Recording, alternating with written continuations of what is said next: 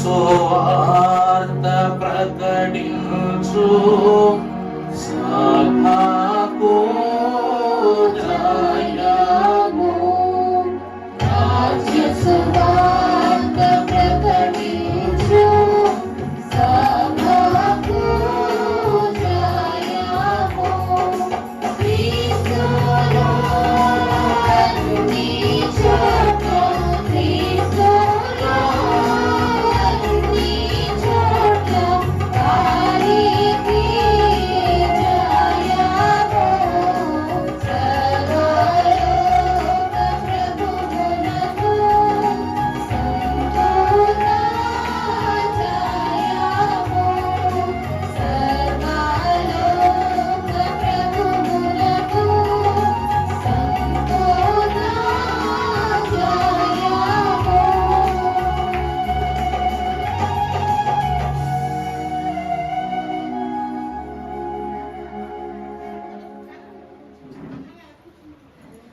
చైర్లు ఖాళీగా ఉన్నాయి కాబట్టి చూసుకోండి.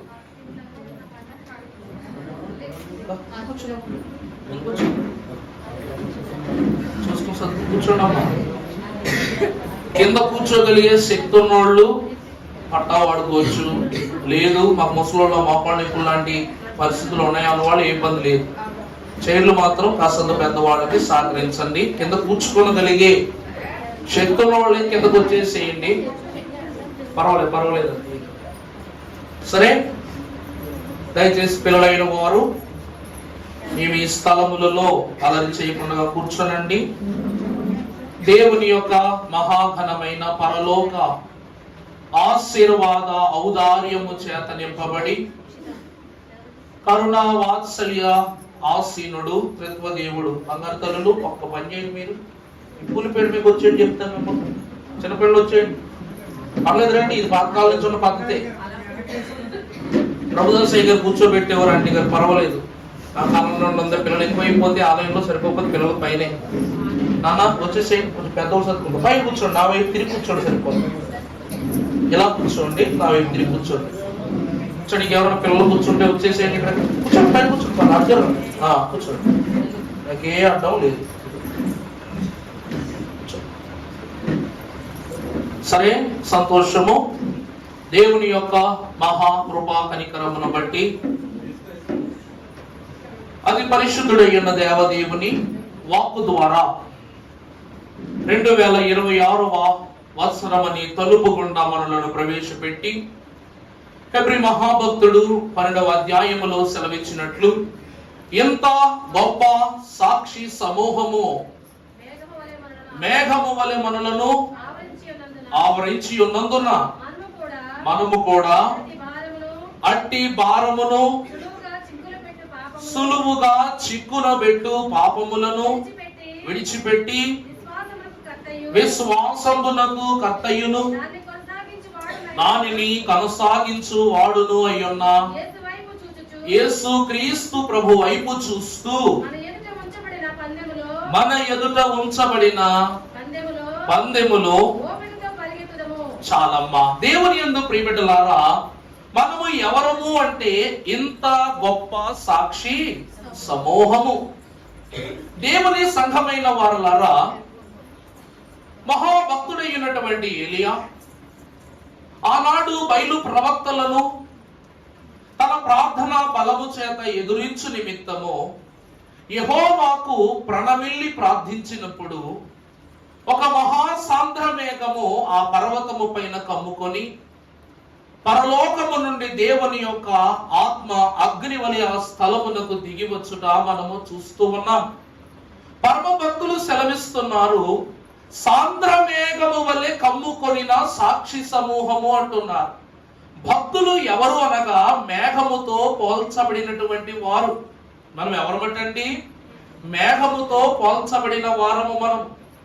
అలాంటి మేఘముతో పోల్చబడిన సంఘమైన మనము మనలను సులువుగా చిక్కులను పెట్టు శ్రమలు బాధలు అన్నిటినీ కూడా ఆకాశ మహాకాశములు పట్టజాలని దేవదేవునిపై మోపివేసి మనపై ఉంచబడిన పందెపు రంగములో ఏం చేయాలంట? ఓపికతో పరిగెట్టాలి.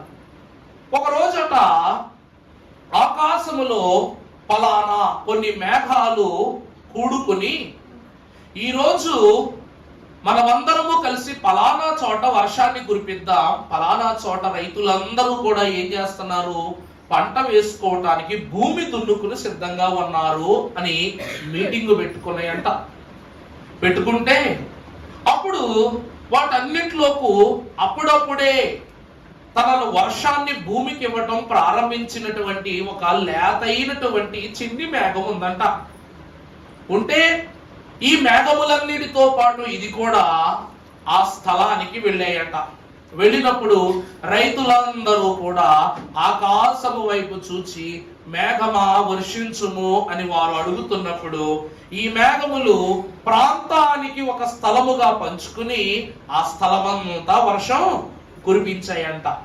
కురిపిస్తున్నప్పుడు అన్ని మేఘములు ఎప్పటి నుండో వర్షాన్ని ఇస్తున్నాయి, ఇవ్వడం వాటికి అనుభవమే కాబట్టి వాటికి ఇవ్వబడిన సమయంలో ఆ ఉన్న రైతులున్న ప్రాంతములో వర్షం కురిపిస్తూ ఉన్నాయి, నేలంతా తడుస్తూ ఉంది, అంతా యథావిధిగానే మారిపోతుంది. కానీ ఈ చిన్న మేఘము వెళ్ళిన చోట్లు దీనికి తరచుగా కురిపించే అనుభవం ఇంకా ప్రారంభము కాలేదు కాబట్టి ఏం చేసిందంట, అది వర్షిస్తుంది ఆగుతుంది, వర్షిస్తుంది ఆగుతుంది. ఇలా ఆగుతూ వర్షించటం వలన నేల తడవటం వెంటనే ఆరటం, తడవటం ఆరటంతో ఇవన్నీ కూడా మనం వర్షించేసామని బయలుదేరి వెళ్ళిపోయినాయి అంట, దీని ఒక్కదాన్ని విడిచిపెట్టి. అప్పుడు ఈ మేఘం అంట, అయ్యో నన్ను అందరూ విడిచిపెట్టి వెళ్ళిపోయారే, నేను వీరితోనే వచ్చాను, నేను కూడా వర్షాన్ని ఇచ్చాను, కానీ ఆలస్యమైనది నన్ను విడిచిపెట్టి వెళ్ళిపోయారే అని పాపం ఈ చిన్ని మేఘము ఒక చోట కూర్చొని గొగ్గోలు పెట్టి ఏడుస్తుందంట. ఏం చేస్తుందంటండి, ఏడుస్తూ ఉందంట.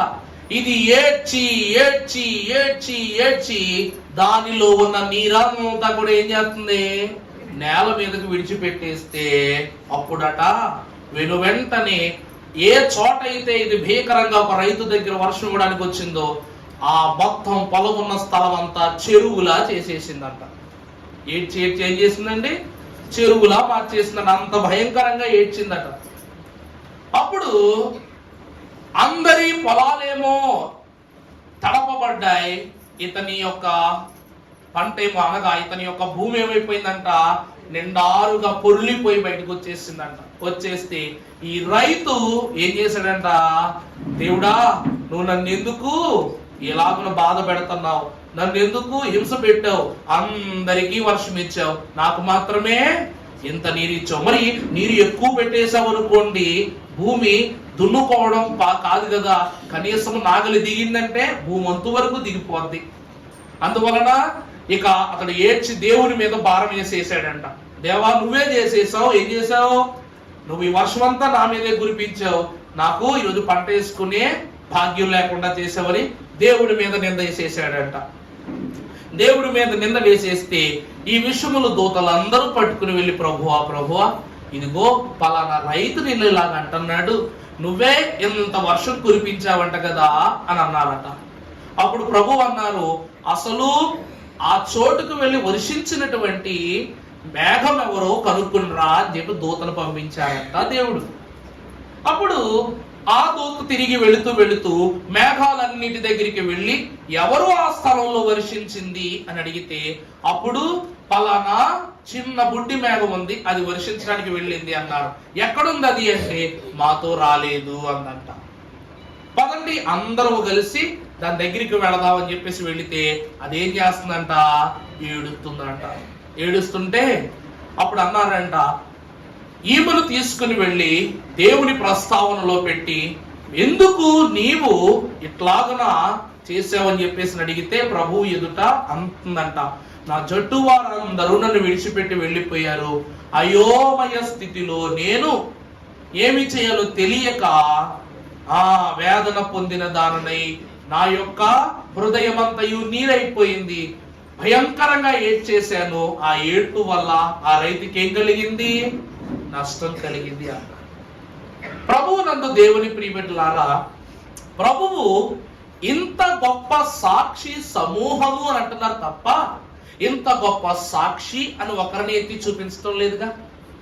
దేవుని రాజ్యములోనికి ప్రవేశించటానికి ఈరోజు కేవలము ఒక కుటుంబానికి మాత్రమే క్రొత్త సంవత్సరమా? చెప్పండి. ఒక దేశానికి మాత్రమే క్రొత్త సంవత్సరమా? ఒక రాష్ట్రానికి మాత్రమే కొత్త సంవత్సరమా? వాక్యమును బట్టి, లోకమును బట్టి చూస్తే ఎంతటి వారైనను కూడా సమకూలముగా, సమభావముగా ప్రవేశించడి క్రొత్త అవకాశ భాగ్యమే నూతన వత్సరమని ప్రభు పేరిట మీకు తెలియజేస్తున్నాను. ఈ మేఘమును బట్టి చూస్తే దేవుడు అందరికీ ఒకే తీర్పునిస్తున్నాడు. దేవుడు అందరికీ ఒకే ఆశీర్వాదాన్ని ఇస్తున్నాడు. దేవుడు అందరికీ ఒకటే తలుపు తెరుస్తున్నాడు. ఈ తలుపు గుండగా ప్రవేశించు వారు రక్షింపబడుదు, లేనట్లయితే వారు రక్షణను కోల్పోవుదని అంటూ ఉన్నాడు. దేవుని యొక్క వాక్యాన్ని మనం చూస్తే ప్రియులారా, పరమ గీత ఆశీర్వాదకర్తకు సొలొమోను మనము వాక్యమును బట్టి చూస్తే ఒక వాక్య భాగాన్ని పరిశుద్ధ గ్రంథం చదువుకుందాం. యెషయా గ్రంథము 5వ అధ్యాయము ప్రారంభము నుండి ఒకసారి మనం చదువుకున్నట్లయితే, నా ప్రియుని గూర్చి పాడెదను నేను వినండి, అతని ద్రాక్ష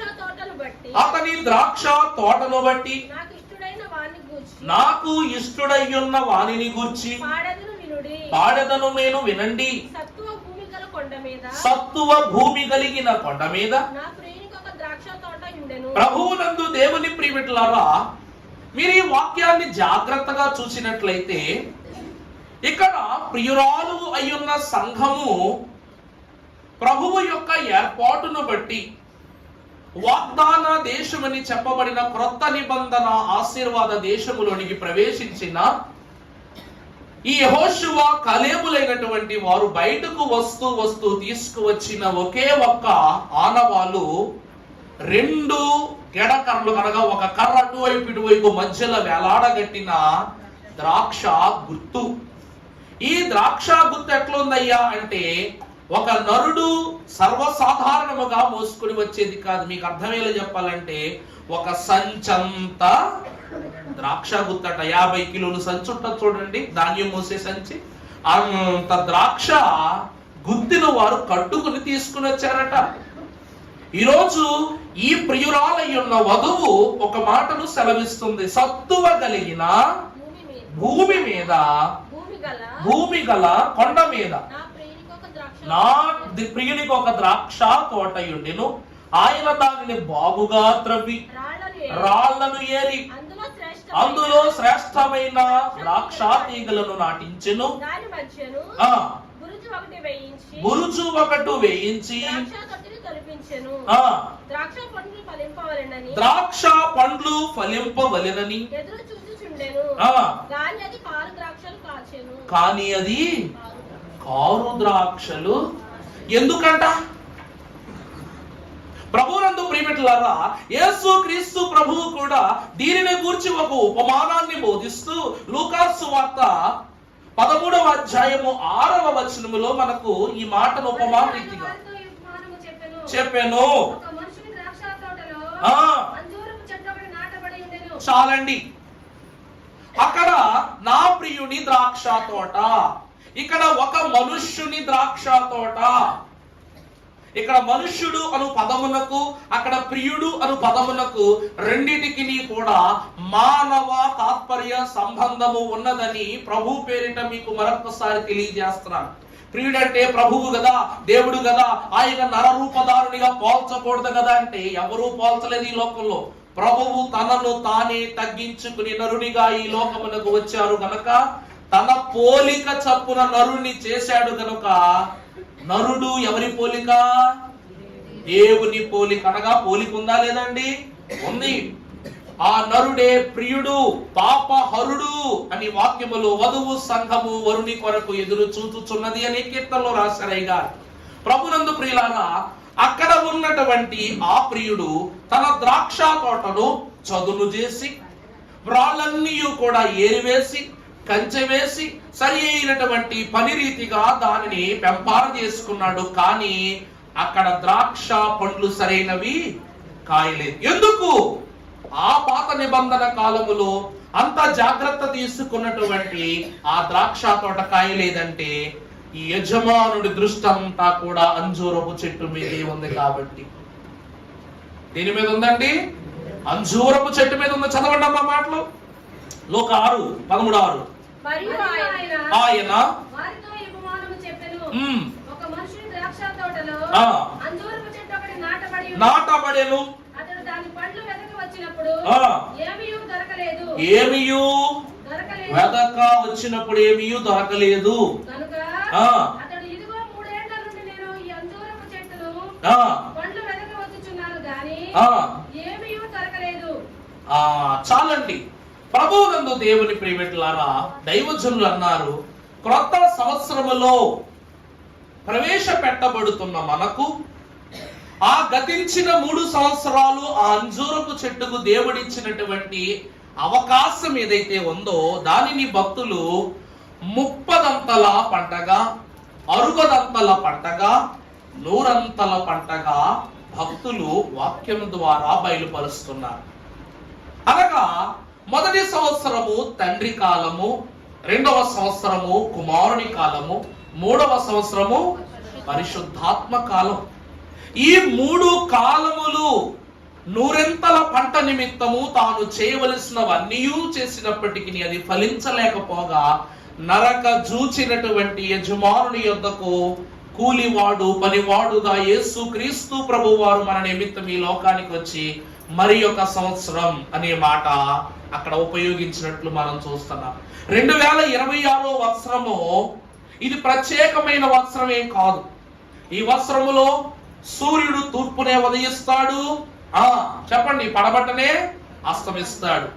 ఈ లోకములో ఆకులు పచ్చగానే ఉంటాయి, పువ్వులు రంగులుగానే ఉంటాయి, మనుషులు మాదిరిగానే ఉండాలి. లోకములో పాపం అలాగే ఉంటది. పశువులు పాలే ఇస్తాయి, మృగములు ప్రాణాలే హరిస్తాయి. సర్పములో విషమే ఉంటుంది, పావురములో శాంతే ఉంటుంది. 2026 సంవత్సరం వచ్చింది కదా అని పావురము పామైపోదు, పాము పావురైపోదు. పాలు ఇచ్చే పశువులు మృగాలు అయిపోవు, మృగాలు పాలు ఇవ్వవు. అందుకే ప్రభు ఏమంటున్నారంటే 3 సంవత్సరాలు చదువు చేసిన తదుపరి 1 సంవత్సరము ప్రభువు కష్టపడి చదువు చేసిన ఆ చెట్టు ఫలించవలసినది అంజూరపు ఫలములే గాని ద్రాక్ష ఫలములు కాదు. దేవుని వాక్యమునందు ప్రియమిత్రులారా, ఇంకొక సంవత్సరము అని ప్రభు ఎందుకు అడుగుతున్నారంటే క్రొత్త సంవత్సరాలు దాటుతున్న సమయము కాదు, ఇస్తున్న అవకాశం అన్నట్టు. ఇంకొక సంవత్సరం 2026లో కూర్చోబెడితే దాని అర్థం ఏంటండి? ఇంకొక సంవత్సరము నా బిడ్డలు నీలో స్థిరపడుటకు, వారి లోక లోభములను విడిచిపెట్టుటకు తండ్రి అవకాశము నువ్వు అని అడగటం. దేవుని యొక్క వాక్యమును మనం చూస్తే యోహాను సువార్త 15వ అధ్యాయము 8వ వచనం చదువుకున్నట్లయితే, మీరు బహుగా ఫలించుట వలన నా తండ్రి ప్రభువునందు దేవుని ప్రియమిత్రులారా, యేసు క్రీస్తు ప్రభువే స్వయముగా పరమార్థ జ్ఞాని అయిన యోహాను ద్వారా వాక్పరుచుచున్న సత్యము, మీరు బహుగా ఫలించినట్లయితే నా తండ్రి ఏమవుతారంట? మిమ్మల్ని బట్టి మహిమపరచబడతాడు. అంతకంటే నా తండ్రికి ఆనందము, ఆత్మీయ సంతృప్తి ఏమీ లేదు. అందుకే దైవజనులు ఈ వాక్యమునకు ఫలించుట అని పేరు పెట్టారు. ఎవరు పేరు పెట్టారండి? ఫలించుట.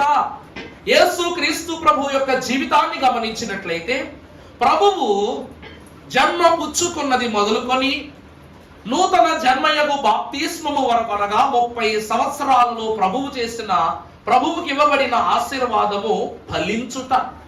అర్థమవుతుందండి? మొదటి 30 సంవత్సరాలు ప్రభువు యొక్క జీవితాన్ని ఫలింపు గల జీవితము అన్నారు. ఎప్పుడైతే బాప్తిస్మము జరిగిందో అప్పుడు ఇతడే నా ప్రియ కుమారుడు, ఇతని యందు నేను ఆనందించుచున్నాను. అంటే యేసు క్రీస్తు ప్రభువు యొక్క బాప్తిస్మము ద్వారా తండ్రి మహిమ పరచబడ్డారు. అవునా కదా? కుమారుడు ఫలించాడు కనుక తండ్రి ఏమయ్యారంట? మహిమపరచబడ్డారు. కాబట్టి ప్రభువు అంటూ ఉన్నారు, ఈయన ఫలింపు నుండి బహుగా ఫలించాడట. కుమారుడు ఏమయ్యారండి? ఫలించుట నుండి మరొక మెట్టెక్కి బహుగా ఫలించారంట. ఇది 60దంతల పంటగా తండ్రి స్వీకృతం చేశారు. యేసుక్రీస్తు ప్రభు 30 ఏళ్ల పంట. నా మాట అర్థమవుతుందండి? ఆయన 30 సంవత్సరాలు 30దంతల పంట. తదుపరి 3.5 సంవత్సరాలు అబ్బో గొప్ప సంగతి. 3.5 సంవత్సరాల్లో యజమానుడు, ఇదిగో నీకు 3 సంవత్సరములు సమయం ఇచ్చాను, కానీ నువ్వేమి చేయలేదు, ఏం చేయలేదు, ఫలించలేదు. యేసుక్రీస్తు ప్రభువు కూడా 3 సంవత్సరాలు స్వస్థత చేశారు, శుద్ధినిచ్చారు, వాక్యం చెప్పారు, బోధ చేశారు, బాధ తీర్చారు. ఈ 3 సంవత్సరాలు ఇన్ని చేసినా కూడా ప్రభువు శిలువ యాగమునకు వచ్చినప్పుడు తన స్వంత జనులై ఉన్న వారే ప్రభువుని ఏం చేశారంట, నింద వేసేసి ఆయన భారములోనికి తోసేసి ప్రభువుని హింసించారు. అందువలన యజమానుడు, ఈలాగున నా కుమారుని వేధించిన వారులారా, మిమ్మల్ని నేనేం చేద్దాం అనుకుంటున్నా, నరికి వేద్దాం అనుకుంటున్నాను. అప్పుడు 1 సంవత్సరం అని చెబుతూ 7 మాటలలో మొదటి మాట అయ్యున్నటువంటి శిలువ విచ్ఛేదన వాక్కులో, తండ్రి వీరేమి చేస్తున్నారు, వీరికి ఎరుగురు గనుక వీరిని ఏం చేయి, క్షమించు. నా మరణము ద్వారా నేను నిన్ను మహిమపరచుచు నీ బిడలైన వారిని నీ ఏర్పాటులోనికి నేను ఫలింపజేస్తాను, నాది పూచి అని చెప్తూ ప్రభు ఏం చేశారంట, 60 పంటగా ఆగిన మనకు 100 పంటనివ్వటానికి ఈ రక్షణ యుగాన్ని, రాకడ యుగాన్ని దేవుడిస్తున్నారు. ఈ సంవత్సరాన్ని కాదు దేవుడిచ్చిన అవకాశమై ఉన్న ఈ సంవత్సరాన్ని భక్తులు ఏమన్నారంటే, 30 పంటను బట్టి తండ్రి కాలాన్ని, 60 పంట బట్టి కుమారుని కాలాన్ని, తర్వాత 100 పంటను పొందటాన్ని బట్టి పరిశుద్ధాత్మ కాలాన్ని ఇస్తే దీనిని అవకాశ కాలము అన్నారు. ఇదే కాలం అంటండి, అవకాశ కాలం. అనగా తండ్రి అయిన దేవుడే తన పరిశుద్ధ వాక్యము ద్వారా, క్రియల ద్వారా, పరిశుద్ధమైన తలంపుల ద్వారా మనను బాగు చేయుటకు ఆయన ఇచ్చిన ఏకైక అవకాశం. అందుకే మీరు బహుగా ఫలించండి. ఇలా ఫలించిన వారు దేవునిలో పరిశుద్ధనీయముగా ఈ అవకాశ కాలములో ఉంటే అప్పుడు విస్తారంగా ఫలిస్తాం. ఎలా ఫలిస్తామండి? విస్తారంగా ఫలిస్తాం. విస్తారం అంటే దాని అర్థం ఏమిటంటే 100 పంట. పరిశుద్ధ గ్రంథములు మనం కాస్త ముందుకు వెళ్ళినట్లయితే ఆదికాండ గ్రంథము 1వ అధ్యాయము 28వ వచనం చదువుకున్నట్లయితే, ప్రియులారా, దేవుడు వారిని ఆశీర్వదించెను. ఎట్లు అనగా మీరు ఫలించి అభివృద్ధి పొంది భూమిని నిండించి దానిని లోపరచుకొనుడి. ప్రభువునందు దేవుని ప్రియబిడ్డలారా, దేవుడు ఈ లోకమునకు కాదు ఈ లోకములో ఆయన ప్రియబిడ్డలమై ఉన్న మనుష్య తలాంతులకు దేవుడిచ్చిన మొట్టమొదటి ఆశీర్వాదం ఏంటండి? ఎవరిచ్చాడు దేవుడు? మీరేం చేయండి? ఫలించండి. దేవుని వాక్యమే మొదటి ఆశీర్వాదం. ఆది తల్లిదండ్రులకు ఇచ్చిన గొప్ప వరము, మొదటి ఆశీర్వాదము. మీరేమవ్వాలి? ఫస్ట్ ఫలించాలి. ఫలింపు లేనిదే దేవుని యొక్క ఆశీర్వాదము మనకు అందింపబడదని సుస్పష్టముగా బయలుపరుస్తున్నారు భక్తులు. అలాగనే కాక ఇది ఈ లోకమునకు ఇవ్వబడిన మొట్టమొదటి ఆశీర్వాదం. తర్వాత మనం చూస్తే 9వ అధ్యాయములో మనము చూసినప్పుడు 7వ వచనం చదవండి. ఆదికాండం, మీరు భూమి మీద సమృద్ధిగా సంతానమును కని. ప్రభునందు ప్రియమిట్లారా, ఇక్కడ కూడా మరలా దేవుడు ఏమంటున్నారు? ప్రభునందు ప్రియులారా, ఆదాము గారికి ఏమో ఫలించండి అని చెప్తున్నారు. ఆదాము గారికి ఏమని చెప్తున్నారండి? ఫలించండి అని చెప్తున్నారు. కానీ అబ్రహాము కాలములోకి వచ్చేసరికి దేవుడు ఏమంటున్నారు తెలుసా? విస్తారముగా మీరు అభివృద్ధి పొందండి, మీరు ఫలించేయండి, విస్తరింపబడి. అంటే 30 పంటగా ఉన్నట్టు ఒకటిగా ఉన్న ఆదామును అబ్రహాము కాలమునకు వచ్చేసరికి 100 మార్చేశారు తండ్రి. అందుకే దేవుని ప్రియబిడ్డలారా, ఈ లోకములో ఫలింపు లేనిదే దేవుడు ఏ ఏర్పాటునివ్వడు. అందుకే యోసేపు మహాభక్తునికి తండ్రి అయిన యాకోబు ఇచ్చే దీవెన కూడా, యోసేపు నువ్వెవరివి? ఫలించెడి కొమ్మవి. అంత ఫలించడి కొమ్మ అనే ఆశీర్వాదం యోసేపుకు ఉంది కాబట్టి అది తరాలు నిలిచిపోయింది. అదేమైపోయిందండి? తరాలు. యూదా గోత్రీకునిగా తాను నిలిచిపోయిన తన స్వాస్యము మరలా అదే యూదా గోత్రములో అదే యోసేపు పేరిట యేసు క్రీస్తు ప్రభువు తండ్రిగా ఆ కాలములో ఒక పరిశుద్ధుడు నియమింపబడ్డాడు. ఈ యోసేపు ఎవరు అంటే కలల మహారాజుగా మనకు బాగా తెలుసు. అంతకు మిక్కిలి దేవుని ధర్మశాస్త్రాన్ని దివారాత్రములు ధ్యానించిన వాడు, దుష్టుల ఆలోచన చొప్పున నిలువని వాడు, పాపుల మార్గమున నిలువని వాడు, అపహాసకుడు కూర్చుండు చోట కూర్చుండని వాడు. దేవుని ప్రియమిట్లారా, క్రొత్త వస్త్రములో పాత నిబంధనలో ఈ రోజు చదివించిన మొదటి వాక్యము మొదటి అధ్యాయమే. కారణం ఏమిటంటే కీర్తనలో 149 చివరి అధ్యాయాల్లో ఉన్నటువంటి, అనగా 1వ అధ్యాయం విడిచిపెడితే తదుపరి 149 అధ్యాయాల్లో ఉన్న ఆశీర్వాదాలన్నీ కూడా ఈ అధ్యాయాన్ని బట్టి నడుచుకున్న వారికే దేవుడు ఇస్తారని సెలవిచ్చారు. అలాగే మనము చూసినట్లయితే ఇక్కడ యోసేపు మహాభక్తుడు అంతటి జ్ఞానియు, అంతటి సమర్థుడును, దేవునికి లోబడిన వాడు గనక దేవుడు ఏం చేశారంట, నువ్వు ఫలించడి కొమ్మ, నీ ఫలింపు ఎక్కడితో పోదు, ఎంత గొప్పగా ఫలిస్తావంటే నా వంశములోని నీ అంతటి పరిశుద్ధుడు ఒకడు ఉంటాడు, వానికి ప్రియ కుమారుడిగా యేసు క్రీస్తు ప్రభువు జనియించుట. ఆ జనియించిన కుమారుడికి యేసు అను పేరు పెట్టే భాగ్యాన్ని సంపాదించుకున్నాడు. అదే పేరు, అదే గోత్రము, అదే గుణము. ఇంకా బాగా చెప్పాలంటే యోసేపు యొక్క తత్వమే యేసుక్రీస్తు ప్రభువు తత్వము అన్నారు తండ్రి గారు. యేసుక్రీస్తు ప్రభువును ఎవరు తిట్టారు, ఎవరు కొట్టారు? సొంతోళ్లే కదండి, సొంత వారే యేసుక్రీస్తు ప్రభు హింసించారు. మరి యోసేపు హింసించింది ఎవరు? అన్నదమ్ములే కదా, ఒక కారణం. రెండోది, యోసేపు నమ్మేశారు యేసు ప్రభువుని. ఎవరు అమ్మేశారు? అక్కడ సొంతోళ్లే, ఇక్కడ సొంతోళ్లే అమ్మేశారు. మూడవది, యేసు క్రీస్తు ప్రభువు పరిశుద్ధునిగా పేరుగాంచాడు. అలాగుననే యోసేపు గారు కూడా పరిశుద్ధునిగానే పేరుగాంచాడు. యోసేపును వెండికే అమ్మేశారు, అక్కడ తులాల్లో అమ్మేశారు, ఇక్కడ కాసుల్లో అమ్మేశారు. అమ్మేశారా లేదా? చూసారా?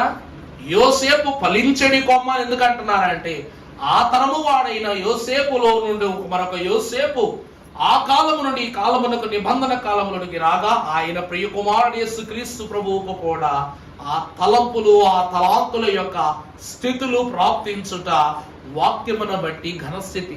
దీనిని బట్టి ప్రియులారా, ప్రభువు ఎదిగారా తరిగారా? చెప్పండి. ఆయన ఫలింపు విస్తారమైపోయింది. దేవుని యొక్క ఏర్పాటును బట్టి ఆయన విస్తారమైన దీవెన మనందరికీ వ్యాప్తిలోనికి వచ్చింది గనక మనము చూసినట్లయితే దేవుడు ఈ క్రొత్త సంవత్సరములో ఫలించు ఫలించు ఫలించు అంటున్నారంటే దాని అర్థం దేనిలో ఫలించాలి? దేనిలో ఫలించాలి అమ్మా? వాక్యం చదవటంలో ఫలించాలి. 2, చెప్పండి. ప్రార్థనలో ఫలించాలి. 3, వాక్యము ప్రార్థన ఈ 2 ఉంటే సరిపోతుందా? 3, అమ్మా పరిచర్య చేయడంలో ఫలించాలి. 4, అసలు ముందు ఆత్మలో ఫలిద్దాం. ముందు ఏం చేయాలి? ఆత్మ ఫలాల గురించి మనం విన్నాం కదండి. చెప్పండి, ఆత్మ ఫలాలు ఎన్ని? ప్రేమ, సంతోషము. చెప్పండి రా బాబా, మీకు చెప్పాను కదా, చెప్పండి. ప్రేమ, సంతోషము, సమాధానం, దీర్ఘశాంతము, దయాళత్వం, మంచితనము, విశ్వాసము. ఇవన్నీ కూడా ఏమిటంట? ఈ ఆత్మ లేని వాడు నా వాడు కాడు అని ప్రభు అనుటకు గల కారణం ఏమిటంటే ఈ ఫలాలు లేని వాళ్ళు నాలో ఏం కారు? ఫలించరు అని ప్రభు అంటున్నారు. అర్థమవుతుందండి? ఈ ఆత్మ ఫలాలు మీ హృదయములు ఫలించకపోతే మీరు నా యందు ఏం కారు? ఫలించరు. నేను పరిశుద్ధుణ్ణి, నేను ఫలింపు గలవాడు. ప్రభువులో ప్రేమ, రెండవది సంతోషము, సమాధానము, దయాళత్వము, దీర్ఘశాంతము. ఆయనలో లేనివేమున్నవి? ఒక్క పాపము తప్ప. ప్రభువులో లేనిదల్లా పాపమే గాని సమస్తము ప్రభువుకు మరుగే గనుక దైవభక్తులు అన్నారు, ఈ లోకములో, ఈ వత్సరములో, ఈ సంవత్సర ఆది అంచము వరకు కూడా మీరు ఎదుగుతున్నారు అంటే మీ ఆశీర్వాదాలు ఎదుగుతాయి. మీ యొక్క ఫలింపు ఎదుగుద్ది, దాంతో పాటు మీ కష్టాలు కూడా పెరుగుతాయి. ఏమండి, ఎంత చెట్టుకు అంత కాయ, ఆ కాయకు తగ్గట్టే దాని బరువు. ఈరోజు మనం ఎప్పుడైనా చూడండి, నిండుగా ఫలములున్న చెట్టు అనుకోండి, చెట్టు కొమ్మలన్నీ కింద కొంగిపోతాయి. మనకు చేతికి అందేలాగా భలేగా ఉన్నాయి కదా అని మనం ఆనందపడతాం, కానీ అంత భారము మోస్తున్న చెట్టుకు తెలుసట, మీకు అందుబాటులో ఫలములు ఉన్నాయి కానీ నేను వాటిని ఓర్వలేకున్నానని చెట్టు ఏ రోజు తనలో తాను నొచ్చుకోదండి. ఎందుకంటే నేను ఫలిస్తూ మీకు ఆహారాన్ని అందిస్తున్నానన్న తృప్తి. దేవుని వాక్యమును బట్టి మనం చూస్తే, మీ ఆత్మ నిమిష నిమిషము ఫలించిన నాడు నీ పాపము నీలో నుండి దినదినము ఏమైపోద్దంట, తరిగిపోతుందంట. వాక్యములో ముందుకు వెళదాం. లూకాసు సువార్త 13వ అధ్యాయము చదువునాను, 6వ వచనం చదవండి. మరియు ఆయన వారితో ఈ ఉపమానము చెప్పెను. ఒక మనిషిని ద్రాక్ష తోటలో అంజూరపు చెట్టు ఒకటి నాటబడి ఉండెను. అతడు దాని పండ్లు వెదకు వచ్చినప్పుడు ఏమీయూ దొరకలేదు.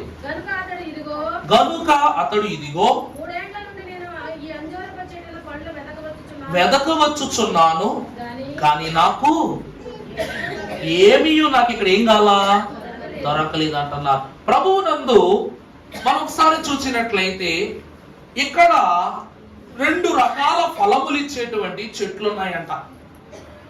ఏమున్నాయండి? ఈ ప్రభువు సెలవిచ్చుచున్న దాన్ని బట్టి అక్కడ ద్రాక్ష వృక్షములు ఫలింపునిచ్చేవే, తినవలసిన దానికి ఉపయోగించేవి. ఈ అంజూరపు చెట్టు కూడా తిరు పదార్థమే. అందును బట్టి ప్రభు అంటుంది, ఈ యొక్క ఫలింపును 2 రకాల విభజనలుగా భక్తులు సెలవిస్తున్నారు. మత్తయి సువార్త 3వ అధ్యాయం 10వ వచనములో భక్తుడు సెలవిస్తున్నాడు. ఒక మాట చదువునాను అక్కడ, 3:10. ఇప్పుడే గొడ్డలి చెట్టు వేరులో ఉంచబడింది గనుక ప్రతి చెట్టు నరకబడి అగ్నిలో వేయబడును. ప్రభువునందు ప్రియులారా, మొదటిగా దేవుడు సెలవిస్తున్నది ఏమిటంటే, మంచి ఫలములు ఫలింపనటువంటి చెట్టు. ఏమండి, ఫలింపులు మళ్ళా 2, మంచి ఫలాలు, మంచిది కాని చెడ్డ ఫలాలు. మొదటిగా ఏ చెట్టు అయితే మంచి ఫలాలు ఫలింపదో ఆ చెట్టు యొక్క వేరు కొన అంచున గొడ్డలితో నరకటానికి సిద్ధంగా ఉన్నాడంట దేవుడు. అలాగే 7వ అధ్యాయం 17వ వచనం కూడా చదువు నాన్న. అలాగుననే ప్రతి మంచి చెట్టు ఏమంటే ఒకసారి చూడండి. ఇందాక 3:10ని 7:17ను ఐక్యం చేస్తూ చదువుకుందాం ఒకసారి.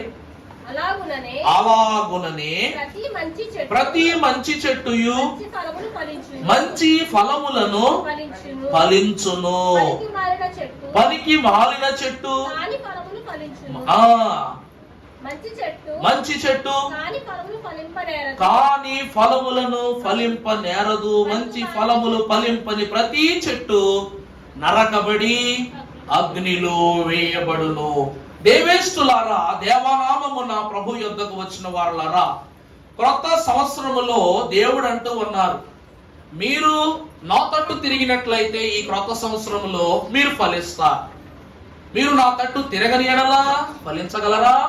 ఫలించలేరు. అందుకే మీరు ఫలించుచున్నప్పుడు, మీరు అభివృద్ధి పొందుతున్నప్పుడు, విస్తరించుచున్నప్పుడు శ్రమలు వస్తాయి. సాతానుడు వస్తాడు, వచ్చి ఏం చేస్తాడంట, ఆలకించుచున్నవారిని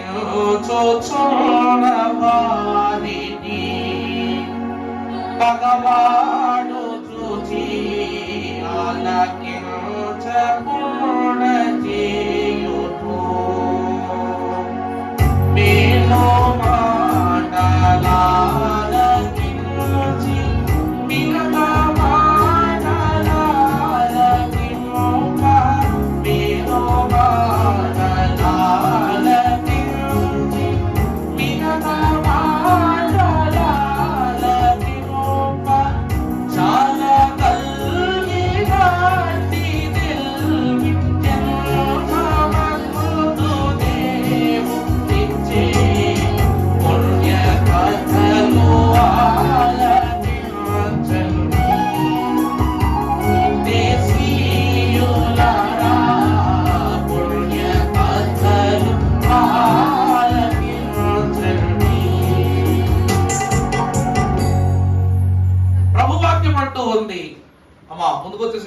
ఖాళీగా ఉంది. ప్రభు వాక్యం అంటూ ఉంది, ఆలకించుచున్న వారిని. ప్రభువే అంటున్నారు స్వయంగా. కొత్త సంవత్సరంలోకి వచ్చాం కదా, దేవుడు వాగ్దానములో నేను నీకు తోడయ్యుందును, నా దుడ్డుకరయ్యు, నా దండము నిన్ను ఆదరించును అని రాగా నేను చంకలు గుద్దుకుని నేను ఏం చేసినా దేవుడు నన్ను కాపాడేస్తాడులే. ఏ బండి వేసుకుని ఫ్రంట్ టైర్ ఎత్తుకుని వెళ్ళిపోయిన దేవుడు నన్ను కాపాడేస్తాడులే. ఏ సైకిల్ మీద ఎత్తుకుని దూసుకెళ్ళిపోయిన నన్ను కాపాడేస్తాడులే. ఇది కాదు పద్ధతి, ఇది కాదు పద్ధతి. నువ్వు కారు మీద వెళ్ళినా, బండి మీద వెళ్ళినా, బస్సు మీద వెళ్ళినా, రైలు మీద వెళ్ళినా, విమానములో వెళ్ళినా, నువ్వు శ్రద్ధగా బుద్ధిగా దేవుని యొక్క చిత్తములో నడిచినట్లయితేనే ఈ దీవెన. దేవుని యందు ప్రియమిటులారా, అందుకే అలాంటి నీకు మంచి బుద్ధిని ప్రాప్తింపజేయబడు నూతన వస్త్రములో దేవా నేను నీ యందు నడవాలని ఆశిస్తున్నానని తీర్మానం తీసుకున్నాడు. వెంటనే వస్తాడంట శనిగాడు. ఎవరు? ప్రక్కనే ఉన్నాడు భగవాడు, మన చంగికి చేరెనో శనిగాడు. ప్రక్కనే ఉంటాడు భగవాడు, మన చంగికి చేరెనో శనిగాడు. మెలకువగా నుండండి ప్రియులారా, మీ మీదకి నున్నది ప్రియులారా. ప్రియులారా, అప్పుడు వెంటనే వస్తాడు, మొదలు పెడతాడు. మీ నాన్నను ఎంత తప్పించి కొను అని జుట్టు పీకితే, బాధ పెడితే, ఎంత కన్నీరు గారిస్తే నీకు ఈ బండి వచ్చింది, నీకు ఈ సైకిల్ వచ్చింది. అలాంటిది ఈ సైకిల్ నువ్వు స్లోగా తొక్కడానికా కొనుక్కున్నావు? నీ ఫ్రెండ్స్ లాగా వేగంగా తొక్కడానికే కదా కొన్నావు? నీ స్నేహితుల్లాగా వేగంగా నడపడానికే కదా కొనుక్కున్నావు? అలాగే ఆలయంలోనికి వచ్చే వారికి కూడా అంతే. ఆలయంలోనికి ప్రవేశించే వారిని కూడా దేవుడు అంటాడు, ఇదిగో గత సంవత్సరము అలాగును నువ్వు ఉన్నావు, ఈ రోజు నువ్వు దేవునిలో ఒక మెట్టెక్కావు కదా, నీకు లేదా అధికారము, నీకు లేదా సామర్థ్యము, నీకు లేదా బలము, నువ్వు చేయలేవా ప్రార్థన అని అంటాడు. అనగానే మనం ఏం చేస్తాం? సాతానుని బలి ప్రోత్సహిస్తున్నాళ్లే అనుకుంటాం, ప్రార్థన చేస్తాం. మన ప్రార్థన సరిగా రాలేదనుకోండి, అక్కడికి వెళ్ళగానే కాస్త గుండె సడలిపోవటము, భయం రావటము జరిగింది అనుకోండి. మాట సరిగా రాకపోతే అయ్యో వెంటనే బాధ వచ్చేసి ఏమంటావు? మళ్ళా నువ్వు నేను ప్రార్థన చేయను అంటావా అనవా? నువ్వు మొదట ప్రార్థన చేసావమ్మా, తడబడ్డావు, సంఘమందరి మధ్యలో తడబడ్డావు, కొన్ని మాటలు నీ నోటికి రాలేదు, కొన్ని పలుకులు నీ పదాలకు అందలేదు. వెంటనే అందరూ కూడా ప్రార్థనలో ఉన్న వారందరూ కూడా సరిగా ప్రార్థన చేయలేదని ఒక మాట అన్నారనుకోండి, ఏం చేస్తాం? తర్వాత నుంచి ప్రార్థన చేస్తావా? చెయ్యం. సాతానుడు ప్రోత్సహిస్తాడు, సాతానుడే నిరుత్సాహం చేస్తాడు. అంటే పుణ్య కథలు ఆలకించుచుండండి అని ప్రభు ఎందుకు అంటున్నారంటే, దేవుడు మన పుట్టుకలోనే ఒక తెలివినిచ్చాడు, దానిని సమయోచిత జ్ఞానము అని భక్తులు అంటూ ఉన్నారు. వాక్యములో మనము కాస్త ముందుకు వెళితే మత్తయి సువార్త 7:17 నుంచి చదువునామా? అలాగుననే ప్రతి మంచి చెట్టు మంచి ఫలములు ఫలించును. ప్రతి మంచి చెట్టు కూడా మంచి ఫలాలే ఫలిస్తుంది. పలుకు మాలిన ప్రతి చెట్టు కాని ఫలములనే ఫలిస్తుంది. మంచి చెట్టు ప్రభునందు ప్రియులారా, నువ్వు దేవుని లోనికి ఈ వస్త్రంలో వచ్చావు, దేవుని యొక్క తలంపు మీద ఆనుకుని వచ్చావు. ఎంత గొప్ప చెట్టు అయినా కానివ్వండి, మీ అందరికీ వెదురు కర్ర తెలుసా? వెదురు కర్రట భూమిలో దాన్ని విత్తనం నాటినప్పుడు ఆ కర్రట వారం రోజుల తర్వాత వెళ్ళి ఆ ఉన్న చోటును చూస్తే మొలక రాదంట. ఆ కర్రను చూడండి, అక్కడికి వెళ్ళి చూస్తే వారం రోజులు కూడా మొలక రాదట. నెల రోజులకు వెళ్ళి చూసిన తర్వాత కూడా మొలక రాదంట. 2 నెలలు చూసినా మొలక రాదంట. నువ్వు ఎన్ని జాగ్రత్తలు తీసుకున్నా ఏం చేస్తున్నా. 3 నెలలకు రాదు, 4 నెలలకు రాదు. మరి ఎన్ని కాలానికి మొలకొస్తుందంటే సుమారు 14 నెలల తర్వాత మొలకొస్తుందట. ఎంత విస్తారమైన మొలకంటే ప్రియులారా, నీవిప్పటి వరకు పైకి కనబడని ఆ ఫలింపు గల చిగురునే గమనిస్తున్నావు, గాని భూమిలోనికి నాటబడిన దాని యొక్క వేర్లను చూడాలి. ఎందుకంటే అది ఎంత విస్తారముగా పెరగటానికి ఇష్టపడుతుందో అంత విస్తారంగానే భూమిలోకి కూడా తన వేర్లను ఇముడ్చుకుంటుందంట. దేవుని వాక్యం అనే పునాదిలో నిలబడే మనము కూడా ఏం చేయాలంట? మేలు మాటలను ఆలకించాలి, మిగతా మాటలు ఆలకింపకూడదు. ఎందుకంటే నీకు ఏ విషయము నీ మనస్సుకు సంతృప్తినిస్తుందో దేవునిలో, ఆ విషయములను ఆలోచించి దేవునిని బట్టి నడవగలిగే తెలివిని దేవుడు జన్మములోనే ఇచ్చాడట. అందుకే పుణ్య కథలను ఆలకించండి అన్నారు. ఫలింపులోనికి రావాలి అంటే పునాది బలంగా ఉండాలి. బహుగా ఫలించేవాడు ఇంకా బలమైన పునాది వేసుకోవాలి. విస్తారముగా ఫలించడి వాడు దేవుడు అను బండను పునాది మీద నిలువబడేవాడై ఉండాలి. ప్రభువునందు దేవుని ప్రియబిడ్డలారా, దేవుని కృప ఆశీర్వాదమును బట్టి ఇలాగున ఉన్నవాళ్ళు 30 పంటలో ఉన్నవారంట ఇష్టులంట. 30 పంటలో ఉన్న వాళ్ళు ఎవరంటండి? దేవునికి ఇష్టులంట. 60 పంటలో ఉండేవారు ఎవరు అంటే శ్రేష్ఠులంట. 60 పంటలో ఉండేవారు ఎవరండి? శ్రేష్ఠులు. మరి 100 పంటలో దేవుని ఎదుట నిలువబడి పరిశుద్ధాత్మ చేత పరిశుద్ధ ప్రావీణ్యతలోనికి వచ్చిన వారు ఎవరంటే దైవేష్ఠులు అన్నారు. వారు ఎవరంటండి? దైవేష్ఠులు. ఇష్టులు, శ్రేష్ఠులు, దైవేష్ఠులు.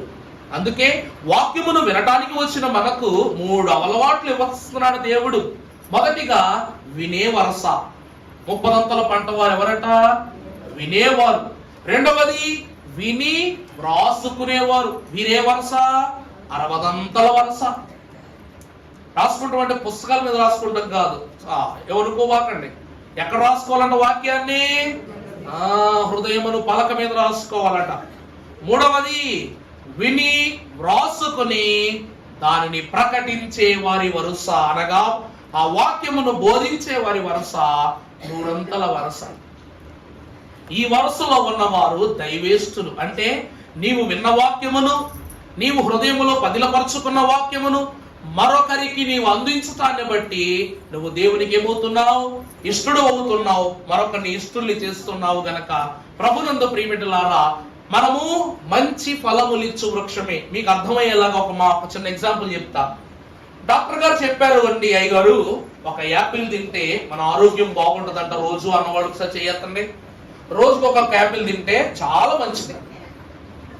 ఏమండి, మీరు ఇంట్లో యాపిల్ తినకపోవచ్చు కానీ యాపిల్ తింటే మంచిదని డాక్టర్ చెప్పారు కదా, వాళ్ళు చెయ్యొద్దండి అంటారు. క్వశ్చన్ అర్థం కదా, ఆన్సర్ అర్థం కదా. యాపిల్ తింటే మంచిదే కదా? చాలా సంతోషం.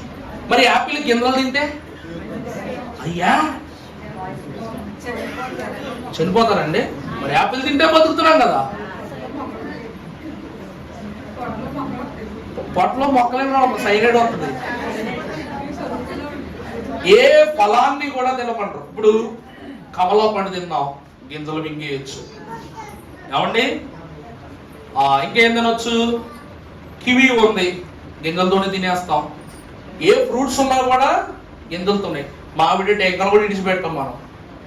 మామిడి టెంకలు కూడా ముద్దుగా తినేస్తాం, ప్రక్కన పడేస్తుంది. మొక్క వద్దని వేరే లెక్క. అది కూడా కొంచెం సైజు తగ్గుంటే కడుపులోకి వెళ్ళిపోను. కానీ ఇంత గింజే, చిన్ని 2-3 గింజలు ఉంటాయి అంతే యాపిల్లో. కానీ ఈ గింజలు తింటే ఎందుకు? ప్రాణాంతకం. మరలా అదే విత్తనం భూమి మీద పడాలి. భూమి మీద పడిన అదే విత్తనం ఏమవ్వాలి? ఫలించాలి. మరలా దాని నుంచి వచ్చే చెట్టు కాయలే మనం తినాలి. ఈరోజు విత్తనము చెడ్డదైనంత మాత్రమున ఫలింపు చెడుగా రావాలని లేదుగా. యేసుక్రీస్తు ప్రభు అంటున్నారు, ఈ భూమి పైన విత్తనమును పునాదిగా ఈ లోకానికి మనుషుడు వచ్చాడు. పాప ప్రవేశం జరిగి ఆ విత్తనం ఏమైపోయింది? కల్మషం అయిపోయింది, కలుషితం అయిపోయింది. కానీ క్రీస్తు అని పునాది మీద ఈ విత్తనము పడగానే ఈ పునాది అయి ఉన్న క్రీస్తు ఈ విత్తనము యొక్క ఔన్నత్యాన్నే మార్చేశారంట. అందుకే నాలోనికి ప్రవేశించుడి, నేను మీలోనికి. అవునా కదా? ఈ విత్తనము క్రీస్తు అను భూమి పైన పడగానే ప్రభు వాక్యం అంటది కదా, ప్రభు యొక్క వీపుని ఎలా దున్నేశారంట? నాగట్టి పెట్టి దున్నినట్టు దున్నారంట ఆయన శిక్ష వేసినప్పుడు. అన్నారా లేదా? యెషయా భక్తుడు అంటాడుగా, ఆ విత్తనము ఎండిన భూమి పైన లేత మొక్క వలె దేవదేవుడు మనల్ని ఏం చేశాడు చెప్పండి? తన శక్తిని మనలోనికి పంపి మన పాపాన్ని ఆయనలోనికి పంపుకొని మనలను ఫలింపునిచ్చి దేవదేవుడు ఈరోజు ఆరోగ్యవంతులను చేశాడు. కానీ ఇంకా మరి దేవునిలోనికి వెళ్ళినప్పటికీ కూడా మరలా తర్వాత వచ్చే కాయలో ఎందుకు అయ్యగారు విత్తనం చెడుగానే ఉందంటే జన్మ పాపము. అర్థమైందండి? జన్మ పాపము. ఒక ఆయన అడిగాడు, యేసుక్రీస్తు ప్రభువులో జన్మ పాపం ఉన్నదా అంటే లేదు అన్నారు. ఎందుకంటే ప్రతి తల్లి బిడ్డకు తన పాల ద్వారానే తొలి ఆకలి తీరుస్తుందని గత వారం చెప్పాను. ఆ ఆకలిని బట్టే బిడ్డకు ఈ లోకములోను మానవ దేహములో సంపూర్ణ ఆరోగ్యం లభిస్తుంది. కానీ యేసుక్రీస్తు ప్రభువు మొదటి పాలును త్రాగక దేవుని మందిరములో తొలి ప్రతిష్టను పొందుకున్న మనుష్య కుమారుడు కాబట్టి ఆయనకు ఈ లోక మాలిన్యమును అంటనివ్వలేదు తండ్రి. దేవుని ప్రియబిడ్డలారా, క్రొత్త సంవత్సరములో ప్రవేశించిన నీకు ఇదే దుమ్ము, ఇదే గాలి, ఇదే ఆహారం, ఇదే జీవితం. కానీ ప్రతి విషయములో అన్నీ ఇలాగే ఉన్నాయి కదా అని ఆత్మ కూడా అలాగే ఉండాలనుకోవటము ఈ లోకములో దేవుని ఎదుట మనము చేస్తున్న పెద్ద తప్పు. అందుకే భక్తులు అన్నారు, కాలములు సమయములు తండ్రి స్వాధీనములో ఉన్నాయి. అంటే ఆనాడు చెప్పినట్టు యజమానుని స్వాధీనములో ఉన్నాయి. కానీ క్రీస్తు అని పనివారు ఏం చేస్తున్నారంట? మన యందు నిలువబడి మనకు పరిచర్య చేస్తున్నారు. పరిచర్య చేసి మనం ఫలింపజేస్తున్నారు. కాబట్టి మీరు బహుగా ఫలిస్తే నా తండ్రి ఏమవుతారు చెప్పండి? మహిమ పరచబడతారు. అందుకే దేవుని ప్రియబిడ్డలారా, క్రొత్త సంవత్సరములోనికి ప్రవేశించిన మీరు దేవుని యొక్క విందును అందుకొనుటకు దేవుని సమక్షములోనికి వచ్చారు గనక మీ వస్త్రము మీద ఉన్న ప్రతి తెలుపైనటువంటి స్థితి మీ జీవితములలోనూ శాంతి సమాధానములుగా దేవుడు అందించును గాక. దేవుడు ఇంత గొప్ప సాక్షి సమూహమని పౌలు భక్తుని చేత వ్రాయించిన సాక్షి సమూహము మనమే యగుదుము గాక. దేవుని విందు ద్వారా ఆయన తెల్లని రొట్టెలో ఉన్న మృదువైన ప్రేమ సమాధానము దేవుడు మనకు అనుగ్రహించును గాక. ఈ తరమును, ఈ కాలమును, ఈ జనమయ్యున్న మనకు ఈ నేటి దినము నుండి మన రక్త మాంసములలో క్రీస్తు ప్రభువు సంపూర్ణముగా ఇమిడిపోవును గాక. ఆమేన్. నేనేల భయపడవలెను, నేనేల చింతించవలెను, నేనేల భయపడవలెను, నేనేల చింతించవలెను. నా యేసుడు నాకుండగా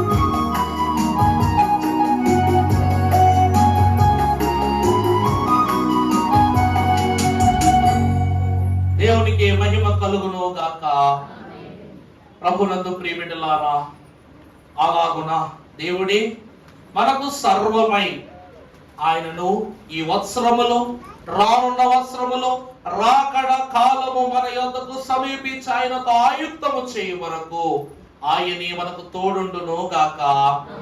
పరమ కృపా సత్య సంపన్నుడైన మా యేసు ప్రభువా, కాలము సమయము మీ స్వాధీనములో ఎంచుకున్నటయే కాక, ఆ కాలములో ఆ సమయములో నీ పరలోక పరిమితి జ్ఞానము చేత మమ్ములను వర్ధిల్ల చేసిన యేసునాథా నీకు వందనములు. నేనున్నాను, భయపడవద్దు అన్న మీరు తండ్రి మాతో ఉన్న దేవుడవై, మాలో ఉన్న దేవుడవై మమ్ములను నిలువపరచుకొని నీ సంగతులను వ్యక్తపరచి పరిశుద్ధ వాక్యము చేత ప్రబోధితము చేసిన మా తండ్రి వందనములు. నిజమే ప్రభువా, దినదినము ఫలింపు లేనిది చిగురు ఆకు కాదు, ఆకు ముదురు కాదు, ముదురు దాని యొక్క చిగురునకు నూతన జీవమును ఇవ్వకపోదు. ఎండిన చోటే చిగురును పుట్టించు నీ జీవమై ఉన్న హస్తమును మా మీద ఉంచండి. మూడు బారిన మా దేహములకు నూతన ఫలములిచ్చు స్వాస్యాన్ని మీరు మాకు దయచేయండి. కనని గర్భములకు శ్రమన్న నోటనే, కనిన గర్భములకు శుభమనే వాక్యమును వచింపజేసిన మీ నామమును బట్టి ఈ నూతన వత్సరములు శ్రమలున్న వారికి శ్రమల నుండి శాంతిని, అప్పులున్న వారికి రుణ బాధల నుండి తొలగింపును, అనారోగ్యవంతులకు స్వస్థతను, బిడ్డలు లేని వారికి శిశుదానమును, విద్యావంతులకు ఉద్యోగములను, సమస్త మేలులను కనపరచు వ్యాపారములు చేయ వారికి వ్యాపారాభివృద్ధిని, ఉద్యోగములో శాంతి సమాధాన్ని, అన్నిటికి మించి కుటుంబములలో ఐక్యత, ఆనందము, పరలోక తలంపులను మీరు ఇమిడ్చి వేసి ఈ లోకములో ఏమి గణించామో అన్న మాటకు వస్తే, నా క్రీస్తును నేను పొందుకొని ఉన్నాననే సాక్ష్యముతోనే ఈ లోకమును విడిచి వెళ్ళగలిగే గొప్ప భాగ్యమును మీరు మాకెల్లరకు అనుగ్రహింప చేయమని 30 పంటగా ఈ లోకమున జనించిన మాకు 60 పంటను వాక్యము ద్వారా మాకు నిండుదనమునిచ్చి 100 వాక్య ఫలములతో మమ్మల్ని అభివృద్ధి చేసిన విస్తార జీవన ధన ఫల పోషకుడై ఉన్న యేసు నామమున మిక్కిలి వినయముగా ప్రతిమలాడి వేడుకొనుచున్నాము తండ్రి. ప్రభువు దీవించి ఆయనే తన ఫలములతో, ఆత్మీయ వరములతో మీ కుటుంబం అంతటిని రాకడ ఫలములతో వృద్ధి చేయును గాక. అందరికీ